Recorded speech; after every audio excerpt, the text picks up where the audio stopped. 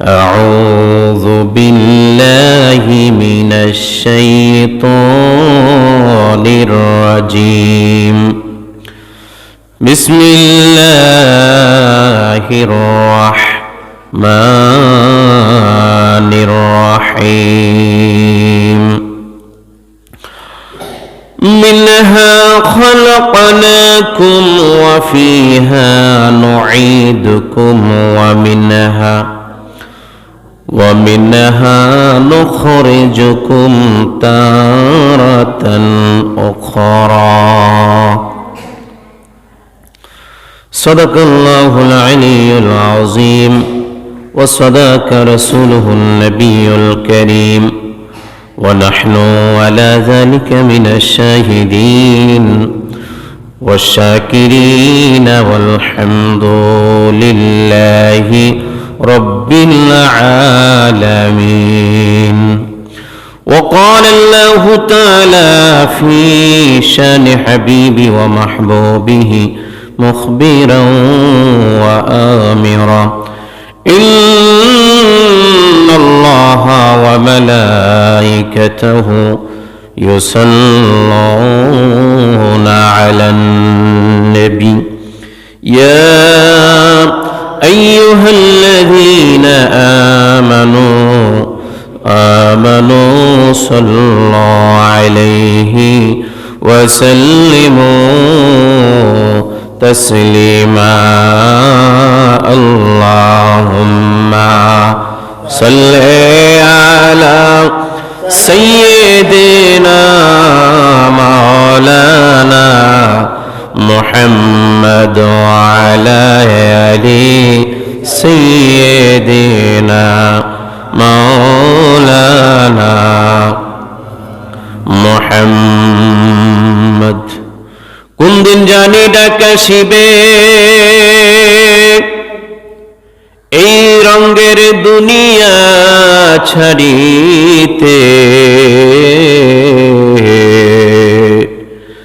রঙিন কাপড় খুলে দিয়ে সাদা কাপড় পরিতে আল্লাহুম্মা সাল্লি আলা سيدنا مولانا محمد وعلى آل سيدنا مولانا محمد بلغ العلا بكماله كشف الدجى بجماله حسنت جميع خصاله صلوا عليه وآله जमीन और जमाल तुम्हारे लिए मकीनो मकान तुम्हारे लिए जाएंगे कब्र में तुम्हारे लिए उठेंगे हशर में तुम्हारे लिए बलगल उला बिकमालिही कशफ दुजा बिजमालिही हसनत जमीअ खिसालिही सल्लल्लाहु अलैहि वआलिही ला इलाहा इल्लल्लाह لا إله إلا الله لا إله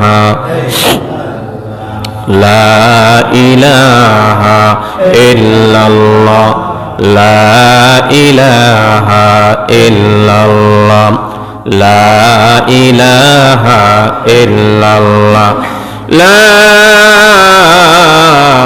إله إلا الله محمد رسول الله صلى الله عليه وسلم।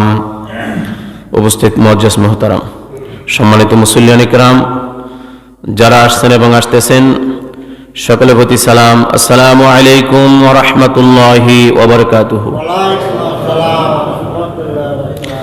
আল্লাহ পাকের তারই প্রশংসা গুণগান করছি সেই মহান মনিবের প্রতি, যে মহান মনিব আমাদেরকে শাবান মাসের আজকে হলো শেষ জুমা। আল্লাহ পাক যে আমাদেরকে হায়াত দান করেছেন, আল্লাহর মসজিদে এসে আল্লাহকে সেজদা করার, নবীজির প্রতি দুরূদ পড়ার তৌফিক ভিক্ষা দান করেছেন, সে মহান মনিবের দরবারে আমরা সকলে কালিমাতুশ শুকরিয়া আদায় করছি, বলি আলহামদুলিল্লাহ।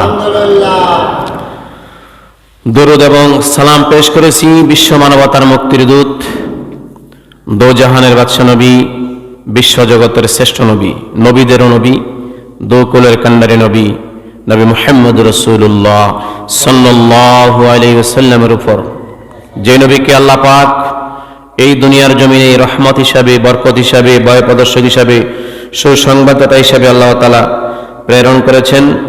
এমন একটি রহমতের নবী পেয়েছি আমরা, সে নবীজির প্রশংসাতে আমরা সকলে আল্লাহর প্রতি আবারও কালিমাতুশ শুকরিয়া আদায় করছি, আলহামদুলিল্লাহ।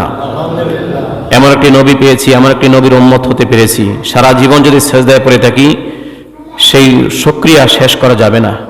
এই জন্য সবসময় আল্লাহর শুকরিয়া জ্ঞাপন করবেন, আল্লাহ পাক আমাদের নিয়ামত আরো বাড়িয়ে দিবে, বলি আলহামদুলিল্লাহ। শাবান মাস শেষ দিকে, রমজান মাস সামনে আগত। এই শাবান মাসের প্রস্তুতি করে রমজান মাসের ইবাদত বন্দেগী করার জন্য রাসূল পাক সাল্লাল্লাহু আলাইহি সাল্লাম আমাদেরকে উৎসাহিত করেছেন। রজব এবং শাবান মাসে বীজ বপন করা হয়, রজব মাসে পরিচর্যা করা হয় শাবান মাসে, এবং সে ফসল কাটা হয় রমজান মাসে। উদাহরণ দিয়ে বুঝছেন, উদাহরণস্বরূপ রমজান মাসের নিয়ামত পেতে গেলে রজব থেকে শুরু করতে হবে, রজব মাসের ইবাদত বন্দেগী শুরু করতে হবে, শাবান মাসে আরো বাড়াইতে হবে, যাতে করে আমরা আল্লাহর বান্দা হিসেবে আল্লাহর কাছে আমরা পরিগণিত হই। এই জন্য রাসূল পাক সাল্লাল্লাহু আলাইহি সাল্লাম বলেছেন, তোমরা রমজান মাসের প্রস্তুতি স্বরূপ রজব মাস থেকে তোমরা বেশি বেশি ইবাদত বন্দেগী করো। যেমন একটা উদাহরণ দিলে বুঝতে পারবেন, যারা চাকরি করে, সরকারি চাকরি বা কোম্পানির চাকরি, যদি যেই মাসের জয়েন দেয় ওই মাসের মধ্যে সে বোনাস পায় না, যেই মাসে বোনাস দেওয়া হয় ওই মাসে জয়েন দিলে তার বোনাস নাই। আর রমজান মাসের দুইটা বোনাস দেওয়া হয়, এই দুইটা বোনাস পেতে গেলে আগে থেকে চাকরি করতে হয়, সরকারি চাকরি হোক, কোম্পানির চাকরি হোক। যেমন আমি রমজান মাসে শান্তিপুর হাই স্কুলে জয়েন করেছি, আমার কোনো বোনাস দেয় নাই, কারণ আমি আগে চাকরি করি না, এই কারণে। তদ্রুপ রমজান মাসের বোনাস পয়েন্ট পেতে গেলে আগের থেকে চাকরি শুরু করতে হবে আল্লাহ তাআলার, রজব থেকে শুরু করতে হবে, শাবান মাসে আরো বেশি শুরু করতে হবে, তারপরে রমজান মাসের সেই বোনাস পয়েন্ট, বোনাস ইবাদত আল্লাহ পাক আপনাদের কবুল করে নেবেন, সুবহানাল্লাহ। আল্লাহ পাক যেন আমাদের সকলকে যেন তৌফিক দান করে, আমরা বলি আমিন। আমাদের মধ্যে এখনো মরণের কোনো চিন্তা নাই, আমরা যে মরে যাব, একদিন না একদিন আমরা মরে যাব, হায়াত যখন শেষ হয়ে যাবে, কিন্তু আমাদের কোনো চিন্তা নাই। আমাদের বাপ মূর্তি দেখা যায় আমরা 1000 বছর বাঁচব, এমনভাবে আমরা দুনিয়াতে চলাফেরা করি, আমাদের ভাব মূর্তি বোঝা যায় যে আমরা মরব না, আমরা হাজার হাজার বছর বাঁচার জন্য পৃথিবীতে আসছি। যে নমরুদ আল্লাহ দাবি করেছে, খোদা দাবি করেছে, বাঁচতে পারে নাই। সাদ্দাত বাঁচতে পারে নাই, ফেরাউন বাঁচতে পারে নাই, কারুন বাঁচতে পারে নাই, হামান বাঁচতে পারে নাই, আব্দুল্লাহ ইবনে উবাই মুনাফিকের সর্দার বাঁচতে পারে নাই, আবু জাহেল বাঁচতে পারে নাই, উতবা, সাহেবা, মুগিরা, আবুল বখতারের মতো বড় বড় কাফের ইসলামের ক্ষতি করে বাঁচতে পারে নাই। কিন্তু আমরা তো সাধারণ মানুষ, আমরা কিসের অহংকার করি, আমরা কিসের তাকাব্বুরি করি? আমরা একদিন একদিন সে মরণের গাছ গ্রহণ করতে হবে, মরণের সাজারা আমরা গ্রহণ করতে হবে। আপনার আমার বডি থেকে যখন রুহুটা চলে আসবে, মাইকের মধ্যে অ্যালাউন্স শুরু হয়ে যাবে, অমুকের ছেলে, অমুক এলাকায় অমুকের ছেলে শেষ নিঃশ্বাস ত্যাগ করেছেন, ইন্না লিল্লাহি ওয়া ইন্না ইলাইহি রাজিউন। ওনার জানাজা নামাজ অমুক সময় পড়ানো হবে, সকলকে যাওয়ার জন্য অনুরোধ করা হলো। একদিন না একদিন আমাদের সেই ঘোষণাটা হয়ে যাবে। এই ঘোষণা হওয়ার আগে আমরা কি করে যাব? মৃত্যু গ্রহণ করার পরে দেরি করবেন না। নবী সাল্লাল্লাহু আলাইহি সাল্লাম নিষেধ করেছেন, মানুষ মৃত্যুবরণ করে দেরি করার জন্য নিষেধ করেছেন, মরার সাথে সাথে তাকে দাফন করো, দেরি করো না। কিন্তু আমরা পারলে ফ্রিজে ঢুকে রাখি, ওই বিদেশ থেকে ছেলে আসবে, বিভিন্ন জায়গা থেকে আত্মীয় স্বজন আসবে, দেরি করি। দেরি করা যাবে না। রাসূল পাক সাল্লাল্লাহু আলাইহি সাল্লাম নিষেধ করেছেন দেরি করার জন্য। মারা গেছে, দাফন করে দাও, দুনিয়া তার থাকার আর দরকার নাই, আলমে বরজক কবরের মধ্যে তাকে রেখে দাও, তার প্রাপ্য সুরতে সে পেয়ে যাবে, তার প্রাপ্যগুলা তাকে ধরার জন্য রেডি হয়ে আছে। নেক করলে আপনার জন্য কবরটা প্রশস্ত হয়ে যাবে, এমন প্রশস্ত হয়ে যাবে, মাদ্দা বাসারিহি, আপনার চক্ষুর নজর যতটুকু যাবে আপনার কবর ততটুকু প্রশস্ত হয়ে যাবে। সুবহানাল্লাহ। আর যদি আপনি প্রশ্নের উত্তর দিতে না পারেন, আপনার কবর এমন সংকীর্ণ করে দেওয়া হবে যে সংকীর্ণের কারণে এক পাজরের হাড় আরেক পাজরে চলে যাবে। আল্লাহু আকবার। এই অবস্থাটা হতে পারে যদি আপনি বদকারী হিসেবে দুনিয়া থেকে যান। আপনার হিসাব আপনিই করেন, দুনিয়াতে কতটুকু আল্লাহর কাজ করলাম, দুনিয়াতে কতটুকু শয়তানের কাজ করেছি। আজকে মারা গেলে আমার কবরটা কি সংকীর্ণ হবে না প্রশস্ত হয়ে যাবে? একটু চিন্তা করে দেখবেন, বালিশের মধ্যে মাথাটা লাগাইয়া কানটা খাড়া করে মনে মনে চিন্তা করবেন, আজকে রাত্রে আমি ঘুমাচ্ছি, এই ঘুম যদি আমার শেষ ঘুম হয়ে যায় তাহলে তো আমি আগামীকাল কবরে চলে যাব সকালবেলায়। রাত্রেও দাফন করবে না, আমার আত্মীয় স্বজন ঘুমাবে, তারা সকালবেলা তো আমাকে দাফন করবে। এখন কবরে গেলে তো আমার মনকীর্ণ করে সওয়ালের জবাব করতে হবে। আমি কি জবাব দেব আল্লাহর কাছে? আমি আল্লাহকে মেনেছি, আমি ইসলাম ধর্ম মেনেছি, আমি নবীজির কথাগুলো মেনেছি। যদি আমরা মানতে পারতাম তাহলে তিনটা প্রশ্নের উত্তর অটোমেটিক আমাদের মুখ থেকে চলে আসবে। যদি আমরা আল্লাহকে না মানি, নবীজিকে মানি, ইসলাম ধর্ম না মানি, নিজে নিজে বানাইয়া তৈরি করে আইন বিধান মানি, ওই কবরের প্রশ্নের উত্তর দিতে পারবো না আমরা। আমি আজকে আলোচনা করব সেই কবর নিয়ে। আল্লাহ পাক পবিত্র কোরআনে বলেছেন, বিসমিল্লাহির রহমানির রহিম। আল্লাহ পাক বলেন, মিনহা খালাকনাকুম ওয়া ফিহা নুঈদুকুম, আমি তোমাদেরকে এই মাটি থেকে বানিয়েছি, ওয়া ফিহা নুঈদুকুম, আবারও সেই মাটির মধ্যে রাখবো, ওয়া মিনহা নুখরিজুকুম তারাতান উখরা, আবারও সেই মাটি থেকে তোমাদেরকে তুলবো হাসরের দিন। এই মাটি থেকে তোমাদেরকে আমি বানিয়েছি, আবার এই মাটির মধ্যে আবার পুনরায় রাখবো, এই মাটি থেকে আবারও হাসরের দিন তোমরা উঠবা, আমি তাদেরকে সকলকে উঠাবো।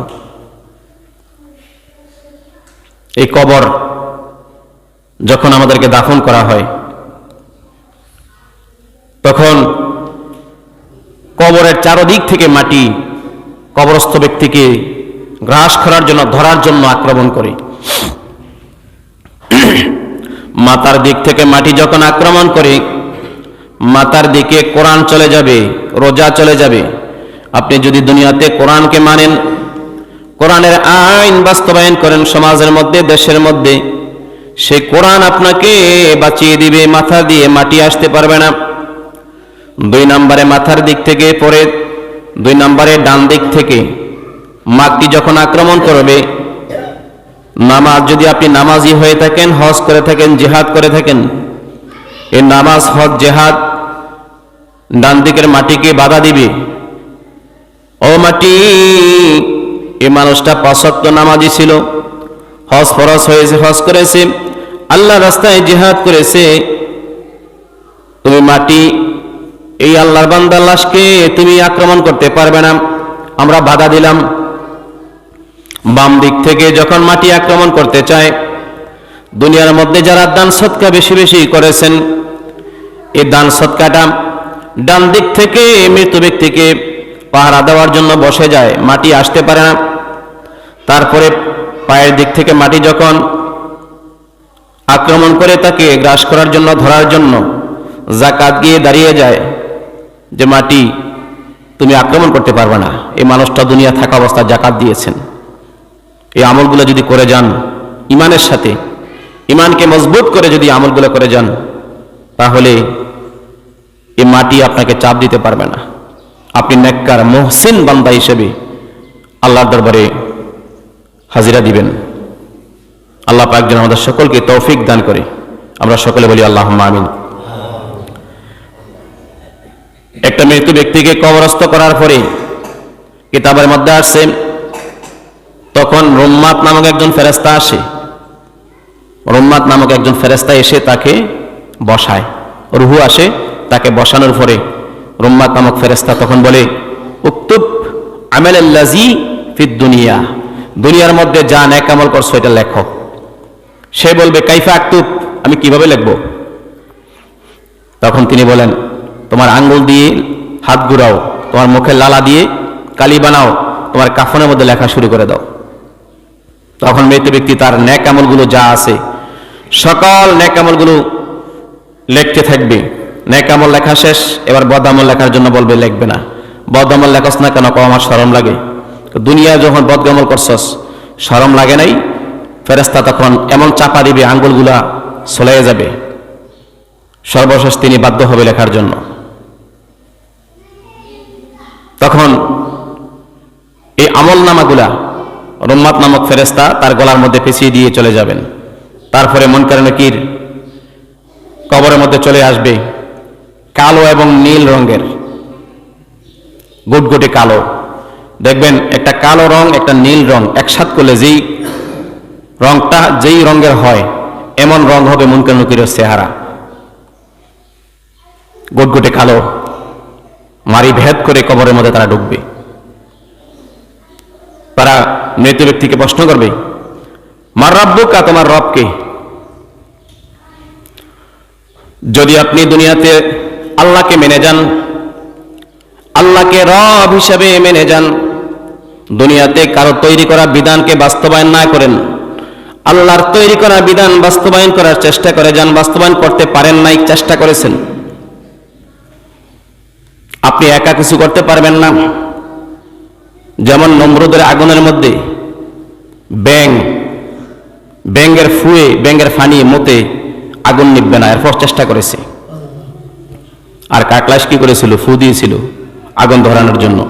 কাকলাসের ফুয়ে কি আগুন ধরবে না, এরপরও সে আল্লাহর কাছে নিন্দনীয় হয়েছে। আর ব্যাঙ সামান্য প্রস্রাব করেছে আগুনের মধ্যে নিবানোর জন্য, তার প্রস্রাবে বিন্দু পরিমাণ আগুন কমবে না, তার চেষ্টার কারণে আল্লাহ পাক তার সম্মান বাড়িয়ে দিয়েছে। সুবহানাল্লাহ। আমরা চেষ্টা করতে হবে আল্লাহর বিধান দুনিয়াতে কায়েম করার জন্য। যারা দুনিয়ার মধ্যে আল্লাহর বিধান কায়েম করতে পেরেছেন, চেষ্টা করবেন আল্লাহর কথা মতো দুনিয়াতে চলার চেষ্টা করবেন।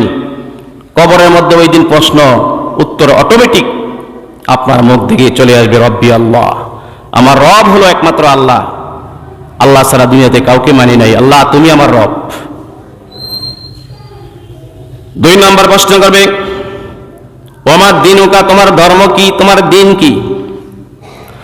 দুনিয়ার মধ্যে যদি আপনি ধর্মকে না মানেন, ইসলাম ধর্ম অনুপাতে জীবনটা গঠন না করেন, মানুষের তৈরি করা বিধান দুনিয়াতে কার্যকর করার জন্য চেষ্টা করেছেন, আপনি ইসলামকে মানেন নাই। আল্লাহ পাক বলেন, যারা ইসলাম ছাড়া অন্য কিছু গ্রহণ করে নেবে তাদের সকল কিছু আমি বরবাদ করে দেব এবং তাদের জন্য রয়েছে মস্ত বড় শাস্তি। এই জন্য যারা ইসলাম ছাড়া অন্য কিছু মেনে নিবে, ইসলাম ধর্মকে যারা মানবে না, ওই দিন তাদের মুখ দিয়ে ইসলাম আসবে না, কারণ তারা তো ইসলাম মানে নাই, নিজে নিজে আইন বানাইছে, নিজে নিজে আইন তৈরি করছে। ইসলাম ধর্মের মধ্যে যে আইন আল্লাহ পাক দিয়েছেন, নবীজি যে আইন দিয়েছেন, ওই আইনকে বুড়া আঙ্গুল দেখাইছে, নিজে নিজে আইন তৈরি করে দেশের মধ্যে বিচার আচার করছে। আল্লাহর আইনকে মানে নাই, নবীজির আইনকে মানে নাই। ওই দিন ইসলাম ধর্ম মুখ দিয়ে আসবে না। লা আদ্রি, আমি কিছুই জানি না, লা আদ্রি, আমি কিছুই জানি না। 2 নম্বর প্রশ্ন ফেল করবে যারা দুনিয়াতে ইসলাম ধর্ম মানে নাই, ইসলামকে প্রতিষ্ঠা করতে দেয় নাই, ইসলামকে প্রতিষ্ঠা করার জন্য চেষ্টাও করে নাই। আল্লাহ পাক যেন আমাদের সকলকে বুঝার আমল করার তৌফিক দান করে বলি আমিন। আর যারা দুনিয়াতে ইসলামের সমস্ত আইন কানুন মেনেছে, ইসলাম ধর্মকে প্রতিষ্ঠিত করার জন্য চেষ্টা করেছে, করতে পারে নাই, এরপরে তারা মুখ দিয়ে অটোমেটিক তাদের প্রশ্ন চলে আসবে দ্বীন আল ইসলাম, আমাদের ধর্ম হলো ইসলাম। ফেরেশতারা বলবে সাবধান, তুমি 2টা প্রশ্নের উত্তর দিয়েছো, তোমার লাস্ট প্রশ্ন। আমরা যখন পড়ালেখা করছি তখন আমাদের পরীক্ষা হতো 3টা, একটা প্রথম সাময়িক, একটা দ্বিতীয় সাময়িক, একটা ফাইনাল পরীক্ষা। এখনো প্রায় অনেক স্কুলে হয়, আবার কিছু স্কুলে হয় না। প্রথম পরীক্ষা যারা পাশ করে দ্বিতীয় পরীক্ষা দেয়, দ্বিতীয় পরীক্ষা পাশ করে যারা তারাই ফাইনাল পরীক্ষা দেয়। টেস্টে যারা অ্যালাউ হয় তারাই এসএসসি পরীক্ষা দিতে পারে, ফাইনাল পরীক্ষা দিতে পারে। তদ্রুপ আমাদেরকে ফেরেশতারা 3টা পরীক্ষা নেবেন, প্রি টেস্ট, টেস্ট এবং ফাইনাল পরীক্ষা। প্রি টেস্টে পাশ করছেন, টেস্টও পাশ করছেন, এবার ফাইনাল পরীক্ষা। ফেরেশতারা বলবে সাবধান, তোমার শেষ প্রশ্ন আসতেছে, যে 2 পরীক্ষা পাশ করেছো লাভ হবে না যদি শেষ পরীক্ষা ফেল করো। সর্বশেষ প্রশ্ন হবে ওমান হাজার রাজুল, আমার নবীজিকে দেখানো হবে এই লোকটিকে তুমি তাকে চেনো নাকি? যদি দুনিয়াতে আপনি এই নবীর সুন্নাহ তরিকা জীবন গঠন না করেন, এই নবীজি দুনিয়াতে যা কিছু নিয়ে এসেছেন সেটা গ্রহণ না করেন, মানুষের তৈরি করা বিধানকে আপনি গ্রহণ করে নেন, নবীজির আইন কানুনকে আপনার পছন্দ হয় নাই, বুড়ি আঙ্গুল দেখাইছেন দুনিয়া থাকা অবস্থায়, আল্লাহর আইন কানুনকে আপনার পছন্দ হয় নাই, নবীজির আইন কানুনকে আপনার পছন্দ হয় নাই, দুনিয়ার মানুষের আইন কানুনকে আপনি বাস্তবায়ন করেছেন, আপনি ওই দিন নবীজিকে চিনবেন না, আপনি নবীজির কথা বলতে পারবেন না। আপনার মুখ দিয়ে চলে আসবে লা আদরি, আমি কিছুই জানি না। অথবা মানুষ বলতো একজন নবী ছিল, আমিও মানুষের সাথে সাথে বলতাম, এরকম উত্তর হইতে পারে। আর আপনি যদি দুনিয়াতে নবীজিকে মেনে যান, নবীজির সুন্নাহ তরিকা মোতাবেক জীবনটা গঠন করে যান, নবীজি যা কিছু নিয়ে এসেছেন সেটা গ্রহণ করে নেন, যা কিছু বর্জন করার জন্য বলেছেন সেটা বর্জন করেন, আপনার মুখ দিয়ে চলে আসবে ইনি আমাদের নবী, হাজা নবিউনা, ইনি আমাদের নবী মুহাম্মদুর রাসূলুল্লাহ সাল্লাল্লাহু আলাইহি ওয়াসাল্লাম। আল্লাহ পাক বলেন আমার বান্দা সত্য কথা বলেছে, আমার বান্দার জন্য কবরটা প্রশস্ত করে দে, মাদ্দা বাসারিহি, যত দূর পর্যন্ত আমার বান্দার চক্ষু যাবে তত দূর পর্যন্ত আমার বান্দার জন্য কবরটা প্রশস্ত করে দে, বলেন সুবহানাল্লাহ। আর যদি আপনি 3টা প্রশ্নের উত্তর নিতে না পারেন, আমার আল্লাহ পাক ডাক দিয়ে বলবেন আমার বান্দা মিথ্যা কথা বলেছে, তার জন্য কবরটাকে সংকীর্ণ করে দে, কবর এমন ভাবে চাপ দিবে এক পাজরের হাড় আরেক পাজরের মধ্যে চলে আসবে, নাউজুবিল্লাহ। তাহলে দুনিয়া থাকা অবস্থায় আল্লাহকে মানতে হবে, ইসলামকে মানতে হবে, নবীজিকে মানতে হবে। এই 3টা যদি আমরা না মানি কবরের প্রশ্নের উত্তর দিতে পারবো না। আল্লাহ পাক যেন আমাদের সকলকে বোঝার আমল করার তৌফিক দান করে, আমরা বলি আমিন।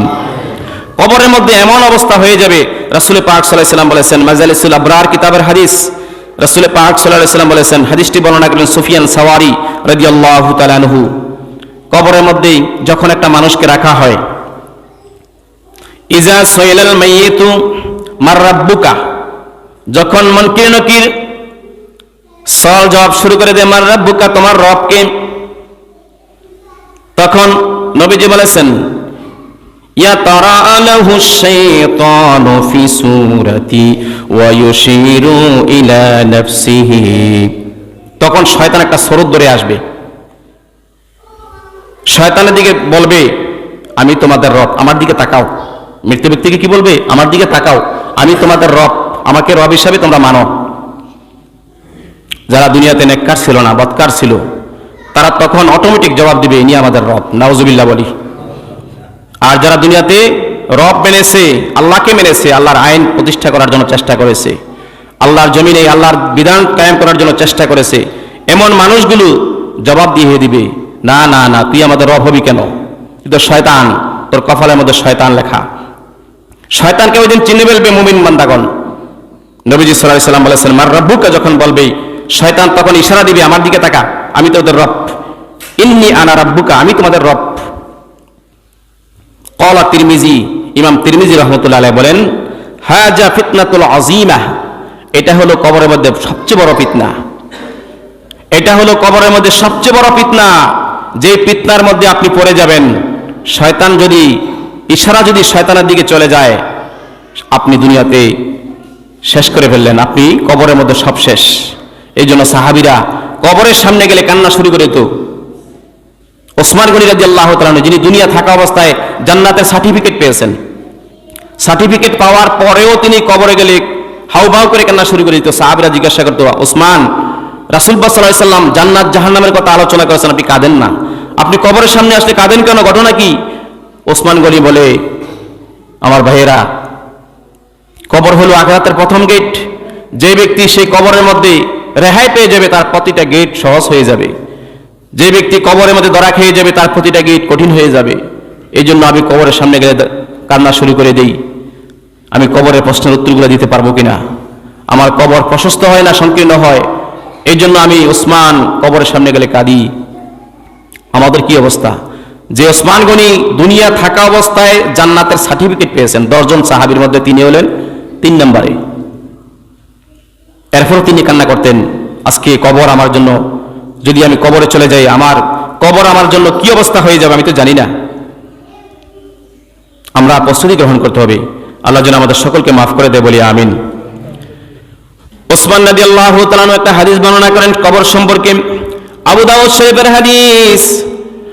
عن عثمان رضي الله تعالى عنه قال كان النبي صلى الله عليه وسلم, ওসমান গনি রাদিয়াল্লাহু তাআলা আনহু হাদিস বর্ণনা করেন, নবী করিম সাল্লাল্লাহু আলাইহি সাল্লাম বলেছেন, ইজা ফারাগা মিন দাফানিল মাইয়িতি ওয়া কাফা আলাইহি ওয়া ক্বালা ইস্তিগফারু লিআখিকুম।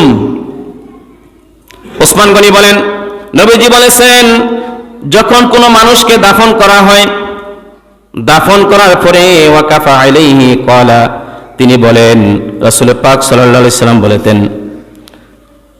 ও আমার উম্মতরা, তোমার ভাইয়ের জন্য একটু দোয়া করো আল্লাহর কাছে। ইজা ফারাকা মিন দাফানিল মাইয়িতে, মৃত্যু ব্যক্তিকে যখন দাফন করা হয়, ওয়াকাফা আলাইহি, আমার নবী সাল্লাল্লাহু আলাইহি সাল্লাম সাহাবীদেরকে বলতেন, ইজা ফাকালা ইস্তিগফারু লিআখিহি, তোমার ভাইয়ের জন্য একটু দোয়া করো, তোমার ভাইয়ের জন্য একটু দোয়া করো। তোমার ভাইকে এখন দাফন করা হয়েছে, তার জন্য একটু দোয়া করো। লিআখিহি, তোমার ভাইয়ের জন্য একটু দোয়া করো। সুম্মা তাফর সালু লাহু, তাকে এখন প্রশ্ন করা হবে।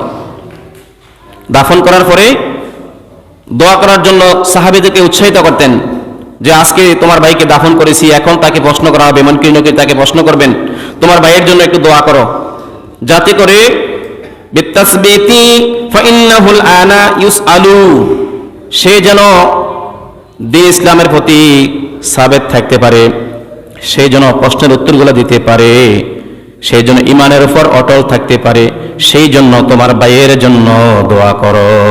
সুবহানাল্লাহ। ভাইয়ের জন্য দোয়া করার জন্য রাসূল পাক সাল্লাল্লাহু আলাইহি ওয়াসাল্লাম উৎসাহিত করেছেন, আমরা দোয়া করি। দোয়া করবেন, কবরের সামনে গিয়ে দোয়া করবেন, জিয়ারত করবেন, মার জন্য, বাবার জন্য, মা বাবা চলে গেছে তাদের জন্য দোয়া করবেন। এই দোয়াটা কেমন পরবর্তী হাদিসে আসতেছে, দোয়া করলে কেমন হবে। নবী সাল্লাল্লাহু আলাইহি ওয়াসাল্লাম একটা হাদিসের মধ্যে বলেন, একটা মানুষ যখন দুনিয়া থেকে বিদায় নিয়ে চলে যায়, আন আব্দুল্লাহ ইবনে আব্বাস রাদিয়াল্লাহু তাআলা আনহুমা قال قال رسول الله صلى الله عليه وسلم ما الميت في القبر ما الميت في القبر إلا كالغريق المتغوص ينتظر دعوة تلحقه من أبي أو أمي أو أخي أو صديق। নবী সাল্লাল্লাহু আলাইহি ওয়াসাল্লাম বলেছেন, একটা মানুষকে যখন কবরের মধ্যে রাখা হয়, ওই কবরের মধ্যে মানুষ এমন অসহায় পড়ে থাকে, একটা লঞ্চ স্টিমার নৌকা যখন সাগরের মধ্যে, নদীর মধ্যে অ্যাক্সিডেন্ট করে, মানুষ কি করে বাঁচার জন্য চেষ্টা করে, সাঁতার কাটে, বাঁচতে পারে না। আমার নবীজি বলেছেন, তার চেয়ে বেশি অসহায় পড়ে থাকে কবরের মধ্যে কবরের মানুষ, এমন অসহায় পড়ে থাকে, ইয়াং তাজিরু, সে অপেক্ষা করতে থাকে, দাআতু তালহাকুহু মিন আবি, তার পিতা দুনিয়াতে জীবিত আছে, পিতা একটু দোয়া করেনি তার জন্য, আও ওখি আও উম্মি, তার মা তার জন্য দোয়া করেনি, আও আখি, তার ভাই তার জন্য দোয়া করেনি, আও সদিকি, কত বন্ধু বান্ধব দুনিয়াতে ছিল, এই বন্ধু বান্ধব রাজকে তার জন্য একটু দোয়া পাঠায়নি। এইভাবে করে তারা ইন্তজার করতে থাকে, অপেক্ষা করতে থাকে। আপনি যেদিন কবরে যাবেন ওই দিন বুঝতে পারবেন আপনার কোনো নেক আমল করার ক্ষমতা থাকবে না। আপনার সন্তান যদি দুনিয়াতে রেখে যান, নেক সন্তান রেখে যান, আপনি যদি সদকা জারিয়া দুনিয়াতে রেখে যান, আপনার কবরের মধ্যে সওয়াব পৌঁছতে থাকবে। আপনি অপেক্ষা করবেন আপনার কবরের মধ্যে সওয়াব আসার জন্য। আমার নবীজি বলেছেন, এমন অসহায় পড়ে থাকে, তার বাবার দিকে তাকিয়ে থাকে, মায়ের দিকে তাকিয়ে থাকে, ভাইয়ের দিকে তাকিয়ে থাকে, সদিকের দিকে তাকিয়ে থাকে, সদিক মানে বন্ধু, বন্ধুর দিকে তাকিয়ে থাকে, একটু দোয়া নিয়ে পাঠায়। নবীজি বলেছেন, ফাইজা, যখন লাইকাতুহু কানা আহাব্বা ইলাইহি মিন দুনিয়া, কানা আহাব্বা ইলাইহি মিনাদ দুনিয়া ওয়া মা ফিহা। নবীজি সাল্লাল্লাহু আলাইহি সাল্লাম বলেছেন, যদি কোনো ব্যক্তি ওই মৃত ব্যক্তির জন্য দোয়া করে, হোক তার বাবা, হোক তার মা, হোক ভাই, হোক সদিক মানে বন্ধু, যে কোনো মানুষ তার জন্য দোয়া করে, ওই দোয়াটা আল্লাহ পাক তার সামনে পাহাড় পরিমাণ করে পৌঁছে দেয়। সুবহানাল্লাহ। পাহাড় পরিমাণ করে আল্লাহ পাক আপনার আমার দোয়াটা সেই মৃত ব্যক্তির কবরের মধ্যে পৌঁছিয়ে দেওয়া হয়। সুবহানাল্লাহ। এবং মৃত ব্যক্তি সে দোয়াটা পেয়ে খুশি হয়ে যায়। সুবহানাল্লাহ বলি। নবী সাল্লাল্লাহু আলাইহি সাল্লাম বলেছেন, এমন খুশি হয়ে যায়, ওয়া মা ফিহা, আমার নবীজি সাল্লাল্লাহু আলাইহি সাল্লাম বলেছেন, এমন খুশি হয়ে যায়, ওয়া মা ফিহা ওয়া আন্নাহু তাআলা লা ইউদখিলু আলা আহলিল কুবুরি মিনাদ দুআই আহলিল আরদি আমসাল জিবালি ওয়া ইন্নাল হাদিয়াতাল আহইয়াই ইলাল আমওয়াত। নবী সাল্লাল্লাহু আলাইহি সাল্লাম বলেছেন, ওই মৃত ব্যক্তি কেমন খুশি হয়ে যায়, সারা দুনিয়াটা মৃত ব্যক্তির নামে লিখিয়ে দিলেও এমন খুশি হয় না। সামান্য একটু দোয়া করার কারণে আপনার বাবার জন্য, আপনার মায়ের জন্য, আপনার ভাইয়ের জন্য, আপনার বন্ধু বান্ধবের জন্য, দুনিয়ার কোনো মুমিন মুসলমানের জন্য যদি আপনি একটু দোয়া করেন, ওই মৃত্যু ব্যক্তিটা এমন ভাবে খুশি হয়ে যায়। কিন্তু আমরা মুসলমান, মা বাবাকে দাফন করে আসলাম, একটু দোয়া করি না, মা বাবার জন্য একটু দোয়ার আয়োজনও করি না, মানুষদেরকে একটু ইসালে সওয়াব হিসাবে আমার মা বাবার কবরে পৌঁছানোর জন্য ইসালে সওয়াব হিসাবও করি না। আল্লাহ পাক যেন আমাদের সকলকে বুঝার, আমল করার তৌফিক দান করে আমরা সকলে বলি আমিন। নবীজি সাল্লাল্লাহু আলাইহি সাল্লাম বলেছেন, সেই দোয়াটা কেমন হয়, পাহাড় পরিমাণ করে আল্লাহ পাক ওই মৃত্যু ব্যক্তির কবরের মধ্যে পৌঁছিয়ে দেন। ওয়া ইন্নাল হাদিয়াতু আহইয়াই ইলাল আমওয়াত, মৃত্যু ব্যক্তির জন্য হাদিয়া হলো দুনিয়ার মানুষের দোয়া। দুনিয়ার মানুষ যদি ইস্তেগফার করে, ইলাল আমওয়াতিল ইস্তেগফার লাহুম, দুনিয়ার মধ্যে কোনো মানুষ যদি ইস্তেগফার করে দোয়া করে মৃত ব্যক্তির জন্য, সে মৃত ব্যক্তির জন্য দোয়াটা হলো হাদিয়া। আল্লাহ পাক যেন আমাদের সকলকে মৃত ব্যক্তিদের জন্য বেশি বেশি দোয়া করার তৌফিক দান করে আমরা বলি আমিন। এবং আল্লাহ তাআলার কথা মতো দুনিয়াতে যেন আমরা চলতে পারি, আল্লাহ পাক যেন আমাদের সকলকে তৌফিক বিদ্যা দান করে আমরা সকলে বলি আল্লাহুম্মা আমিন। সামনে রমজান মাস আসতেছে, আজকে হলো 28 তারিখ। আল্লাহ পাক যেন সেই রমজান মাসের রোজাগুলো সকলকে রাখার তৌফিক বিদ্যা দান করে আমরা বলি আমিন।